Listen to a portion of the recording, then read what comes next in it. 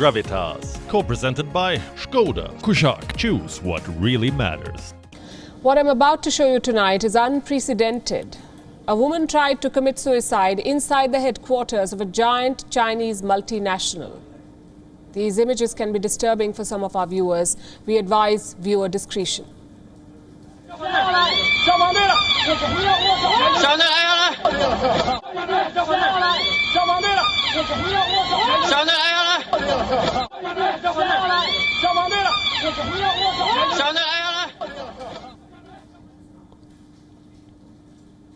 It's unbelievable.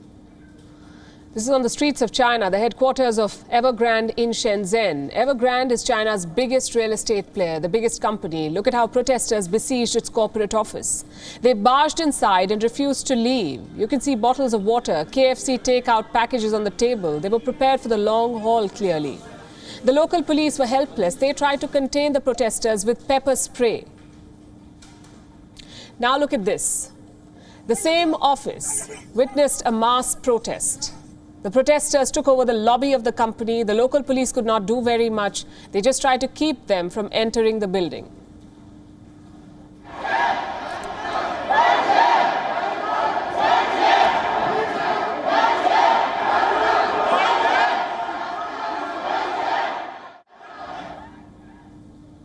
We've been getting such footage for the past few days. We haven't been able to verify some of the pictures. But this week, the offices of Evergrande, we can tell you, across China, witnessed similar protests. Why are these people so angry? Why is China's biggest real estate player under attack? And why should you care about it? Well, here is why. In 2019, China remained silent about a disease outbreak. You would remember that. It gave the world the Wuhan virus pandemic. What you saw just now could be the beginning of a financial pandemic.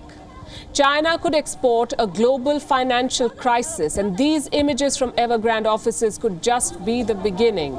I'll tell you why I say this. Evergrande is China's biggest real estate developer. It is now staring at bankruptcy. It owes, listen to this carefully, this company owes more than $300 billion. That is the level of debt, $300 billion. That's how much Evergrande must pay its creditors. But it doesn't have the money.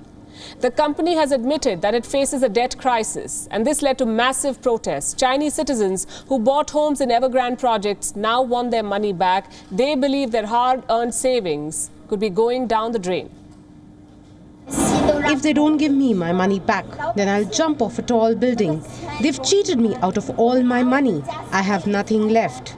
Your conscience has been eaten by the dog. Do you think it's easy for us ordinary people to earn money? We sold everything we had, both of those apartments, so that we could buy a property with Evergrande because you, Evergrande, are one of the top 500 companies in the world.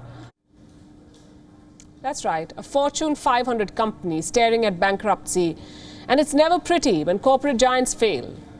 Now let me tell you about the scale of the problem. Right now, Evergrande has nearly 800 projects in China that remain unfinished.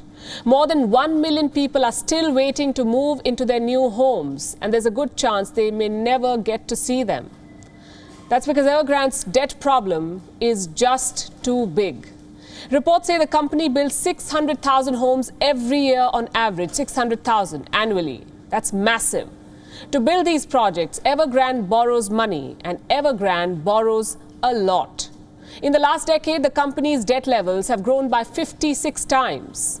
Now, Evergrande stares at a mountain of debt, a mountain that is worth more than $300 billion.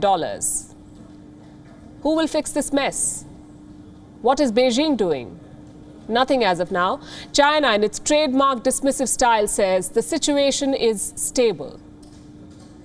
I have also noticed some news about this on the internet recently. In general, some large real estate companies have encountered some difficulties during their production and operations. The impact on development of the entire industry needs to be observed. From the perspective of the operations of the real estate market, since the beginning of this year, various regions and various government departments have adhered to the principle of housing for living in, not speculation, and continue to stabilize housing prices, land prices, and expectations.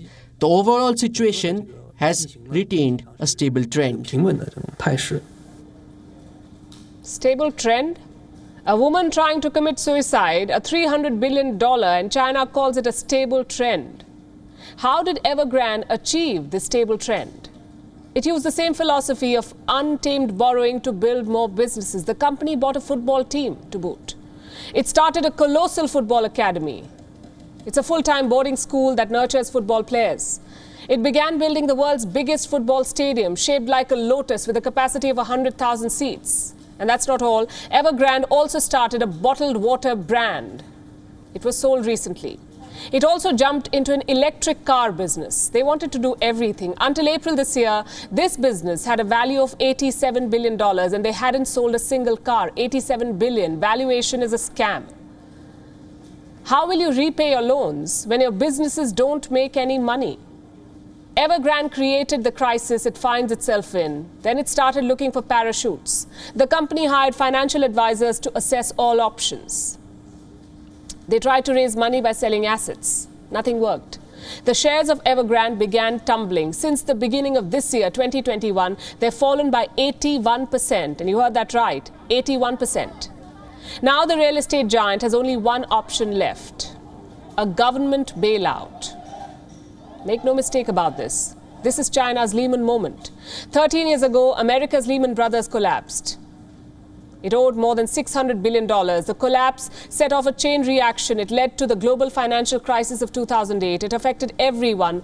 Jobs were lost. Companies were shut. Too much misery. Ultimately, the US government had to step in to save the banks. China faces the same choice now. If it chooses to let Evergrande fail, it could trigger a similar chain reaction the world over. There will be a bloodbath. Banks will lose big money. The burden will be transferred to people. Even in China, many of Evergrande's creditors are ordinary Chinese citizens. They will all suffer. They could lose their life savings if the company goes under. But China's choice is tough.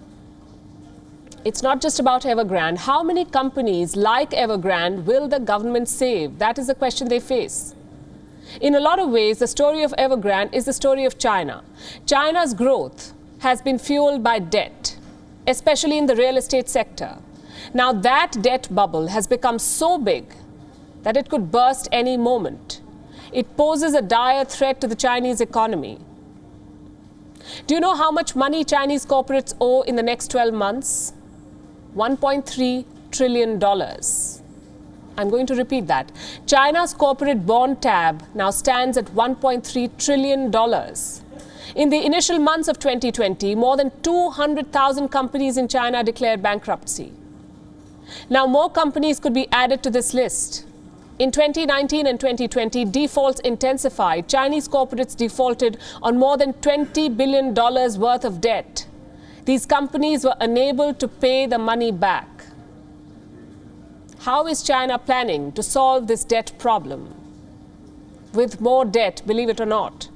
In 2020, Chinese banks extended a record $3 trillion in new loans. $3 trillion.